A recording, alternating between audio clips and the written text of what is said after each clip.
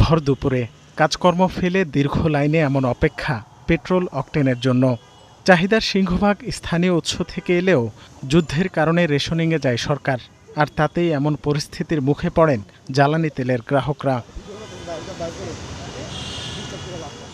দশম দিনে এসে রেশনিং সহ সব ধরনের বিধিনিষেধ তুলে নেওয়ার সিদ্ধান্ত জানায় জ্বালানি ও খনিজ সম্পদ বিভাগ। এর আগে গতকাল এই ঘোষণা দেন জ্বালানি প্রতিমন্ত্রী। কিন্তু সরকারের সিদ্ধান্তের প্রভাব নেই ফিলিং স্টেশনগুলোতে। আজও ছিল পুরনো চিত্র।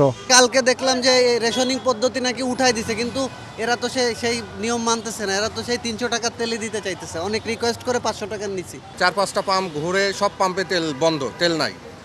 লাস্টে প্রায় 10 কিলো ঘুরে আসে এই রমনা পাম্পে তেল পাইছি। সরকার বলছে কোনো তেলের সংকট নাই, ইরান বলছে কোনো বাংলাদেশের জাহাজ আটকায় নাই, কোনো তেলের সংকট হয় নাই।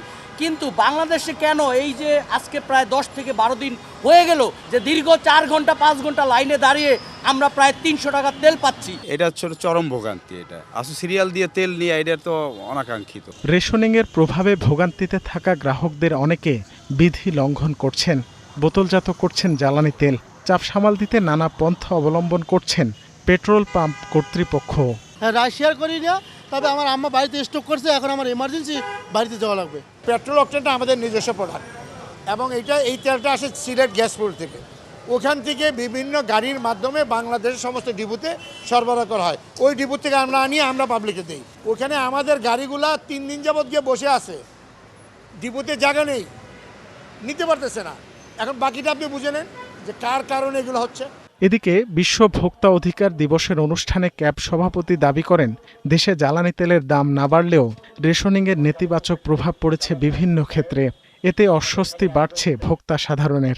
ইরানে যুদ্ধ, সেই যুদ্ধের কারণে এখানে ভোজ্য তেলের দাম বাড়ার কোনো কারণ নেই।